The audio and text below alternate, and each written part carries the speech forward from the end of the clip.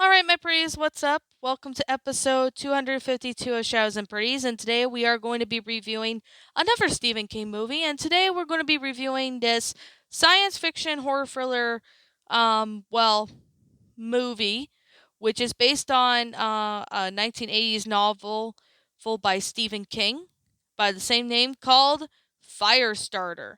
Now, this is the 1984 movie I'm going to be doing. So, anyways, with that being said, and that being the case, this one is a pretty good movie. I definitely gotta say, it's got Drew Barrymore in it, which is pretty awesome. Like it's got Drew Barrymore, it's got David Keefe, it's got Freddie Jones, it's got a lot of other actors that were in this movie to make it good. And I definitely gotta say, there is a 2022 remake of Firestarter, which I have not seen yet. So I won't be reviewing the remake of Firestarter until I've seen it, since I have not seen it yet. So this is the 1984 movie we are going to be reviewing today. So there is a mini series follow up to the film, pretty much called Firestarter Rekindled. It was released sometime in 2002 on the Sci-Fi Channel. No, so that's pretty interesting to know. So of course, this movie Firestarter was shot around Wilmington, port in around is a port city in the country state of Hanover Country in the coastal of eastern South Carolina, with as well as Chimney Rock, Lake Lure, and in North Carolina. So I'm gonna get started with reviewing the plot of the original movie. So then that way, for any of you guys who are Stephen King fans, have not watched this movie in a long time, will most likely would want a refresher. This is the perfect opportunity to do so, because I'm gonna be honest right now. If you really like it, it's pretty awesome. So, anyways, with that being said, let me go on with the plot, explaining what the plot of the movie is about, especially for people who have not seen this movie yet, or for those who haven't seen this movie in a long time and would want a refresher. Let's get started. So, the plot is about college students named Andy McGee and Vicky Tomlinson participating in an experiment to which they have been given a dose of low grade hallucination called Lot 6. While the other participants suffered terrible side effects, the experiment, however, gave Vicky and Andy telepathic abilities. So, like, Vicky could read minds and Andy can control others to do and believe in what he wants. Although the effort sometimes gives him nosebleeds, which is something that does happen, limiting his otherwise very strong power. Now married, eventually, they have an 8-year-old daughter named Charlene, or Charlie, McGee, who has propokinesis abilities, the power to control heat and fire, and can also see the near future. When Andy comes home from work one day to find Vicky murdered and Charlie abducted, the family had already suspected that the government agency that sponsored the experiment, the Department of Scientific Intelligence, was watching them. So, the government wanting to weaponize Charlie's power, Andy finds Charlie and rescues her by the blinding agents, and for the next year they are on the run. However, farmer Arv Manders and his wife Norma take in the pair, and Andy tells Arv the truth so when the shop arrives, he is ready to stand with them. However, Charlie quickly dispatches the agents when they arrive, and they go on the run again, but Andy's powers has been weakened, so they have to go into secluded cabin to go prepared to the public with their story. Unfortunately, the head of the shop, Captain James Hollister, sends an agent, assassin John Rainbird, to capture them and stop the release of the information. So, in order to protect themselves, Andy writes a letter to major newspapers, unintentionally revealing their location. So, after capture, father and daughter are kept separated, while Andy is medicated and subjected to tests and even given drugs to decrease his powers.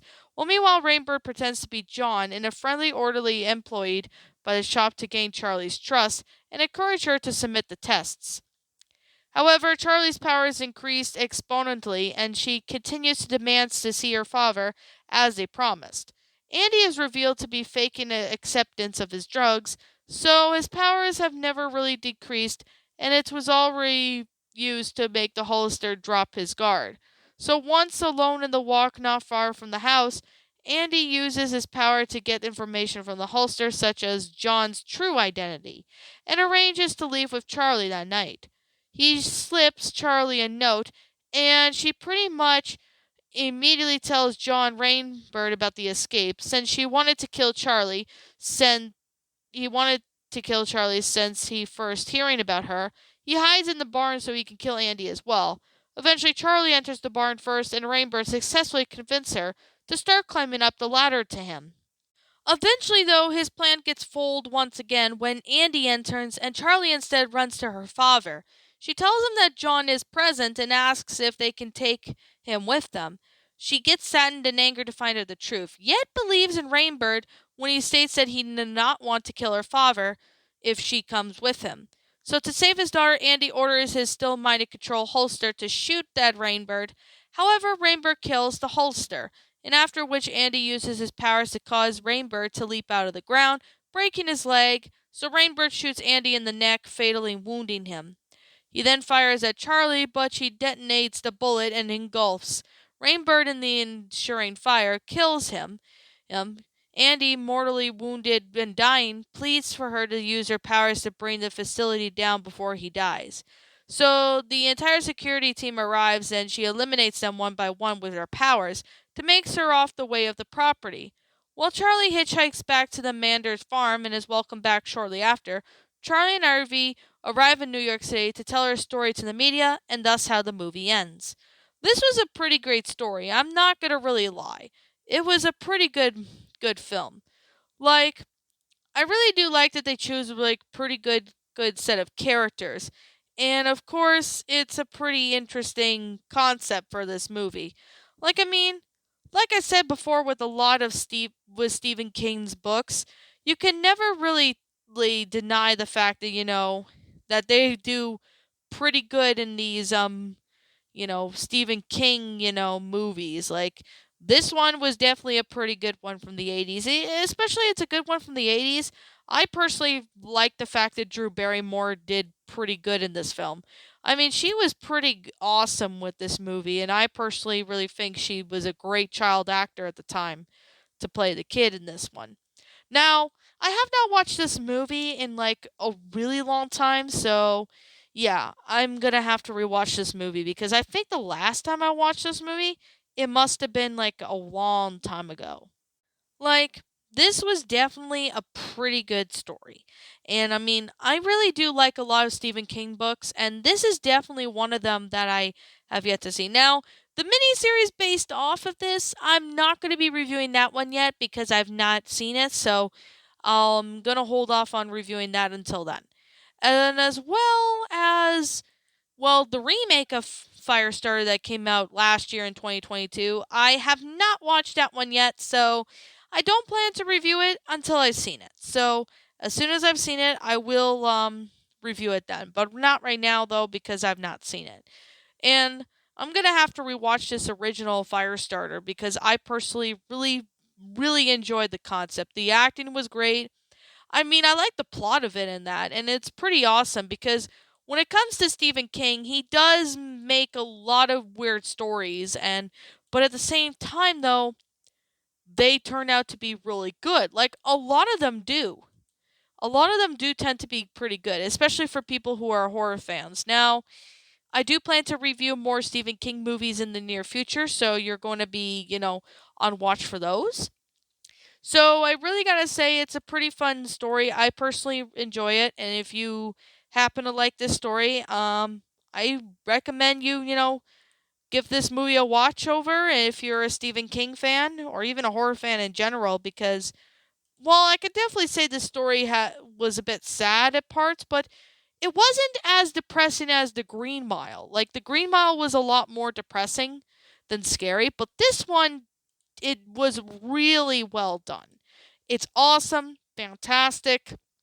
I mean, it's just a really good Stephen King film, and I personally really enjoyed it. So, Anyways, with that being said and that being the case, this is just my own personal opinion. So if you happen to disagree with me, that's perfectly fine too, because we're all entitled to our own opinions regards to these stories, and this is just my own thoughts. If you don't like this movie, that's perfectly fine. I respect your opinion. If you like it, that's fine. If you don't like it, that's perfectly fine too. So anyways, I guess with that being said and that being the case, what did you guys personally think of this movie, Stephen King's Firestarter, the original one? Did you enjoy it? Did you not? Also, what we have done personally to help make this movie a lot better. Feel free to let me know what your thoughts are down in the comments below because I like to hear it. So anyways, yeah, with that being said and that being the case, I'm the Lion Queen. I want to thank you so much for watching today's video. And if you're new to my channel, feel free to leave this video a like, comment, and subscribe if you're new. Ring the bell for notifications when I upload, so that way you guys will not miss an upload. Also, if you are interested in following my DeviantArt page, it's on my About page section of my channel. Feel free to go check out my DeviantArt page if you're interested. If you're also interested in my Twitter page and you want to give me a follow, feel free to do so. And if you're also, looking into subscribing to my backup channel known as Miss Dark Shigo, feel free to do so as well because I'd like to try and get that one up more subscribers. And as always, I'll be seeing you all in the next video. I'm not sure whatever Stephen King movie I will be doing next, but whatever comes up on my mind that I want to review next, I will definitely do that. So anyways, with that being said and that being the case, I'll be seeing you all in the next video. Peace out, and like always, I'll see you all next time.